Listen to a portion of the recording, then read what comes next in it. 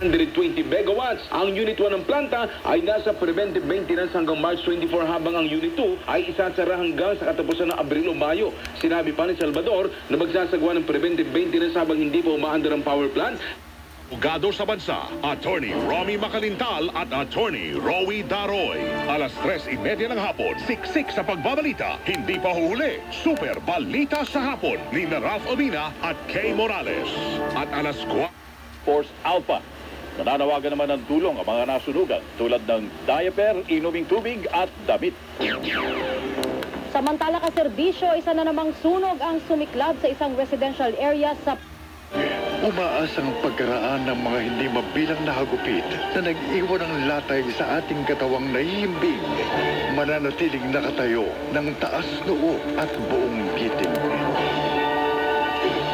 Ito ang forces, equipment, logistics, gayon din ang kanilang mga tauhan para matiyak ang kaligtasan ng publiko sa panahon ng Semana Santa.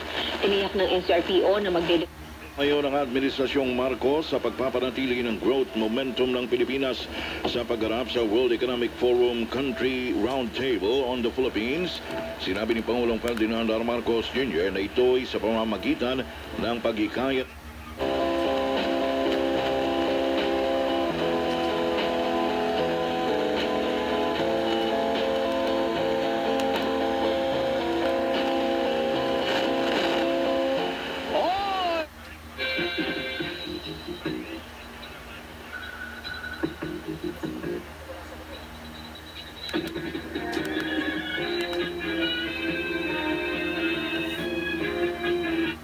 Ipinagdarasal ng Radio Bertas 846 ang lahat ng mga intensyon para sa misang ito.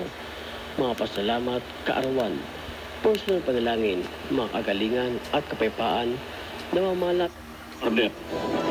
Kampante naman si General Delvo na walang mangyayaring karahasan o gulo sa pag-aresto sa religious leader at tatalima sa batas. So naniniwala siyang tatalima sa batas si Pastor Kibul. Market. Kinikilala ni Pangulong Marcos ang malaking ambag ng Filipino workers sa pagpapalago ng ekonomiya ng bansa.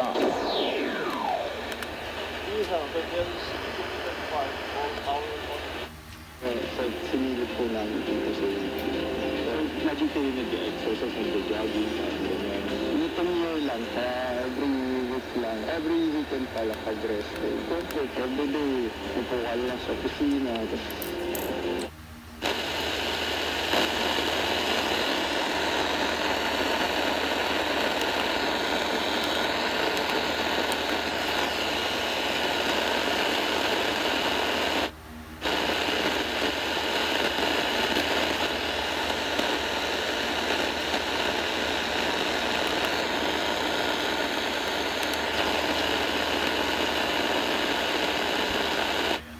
Ngunit hindi naman sinusunod ang kanyang mga utos.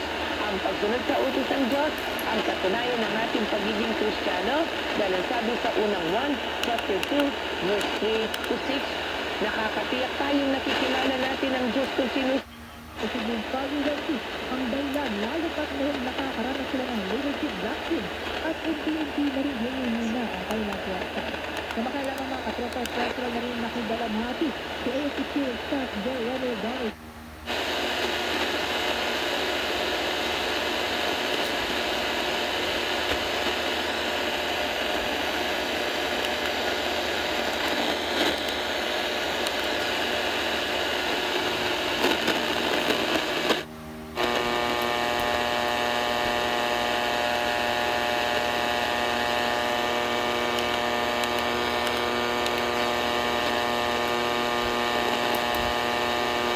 Obesity in our healthcare system.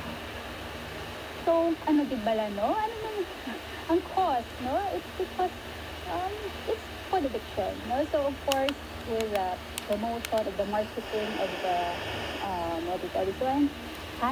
Ilang araw, may World Economic Forum Country Roundtable sa bansa. Ang guys nila, pinalakas lamang ng WEF Country Roundtable ang mensahe ng bansa na apil sila ay may dynamic at matatag na ekonomiya, nabigit na bunga at oportunidad para sa mga nais na kinapugnayan at naging daan na ito para bumili. Sa Amber Business Park, Parañaque City. Isang kapatid dating taga Silang, Cavite ang nagtanong, Tungkol ito sa mister niya na 81 years old na. Pero may diferensya sa puso at kailangan daw operahan.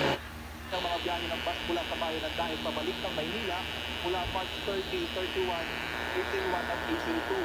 Sa DLTV bus company naman dito sa bayan ng Dahig ay fully booked na rin ang biyahe ng bus Manila sa Norte mula March 26, 27, at 28.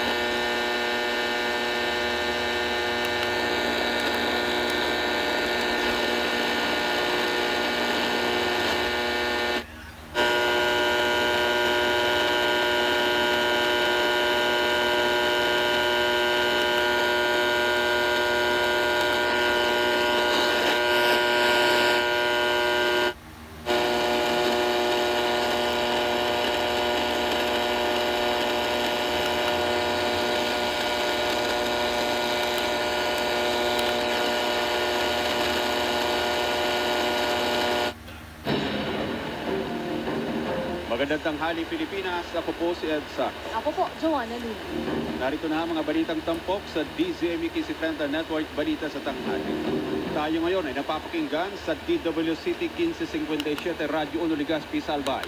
Sa Visayas, 106.1 Like Radio News FM, Maasin, Southern Leyte. 107.1 Like Radio News FM, San Miguel, Leyte.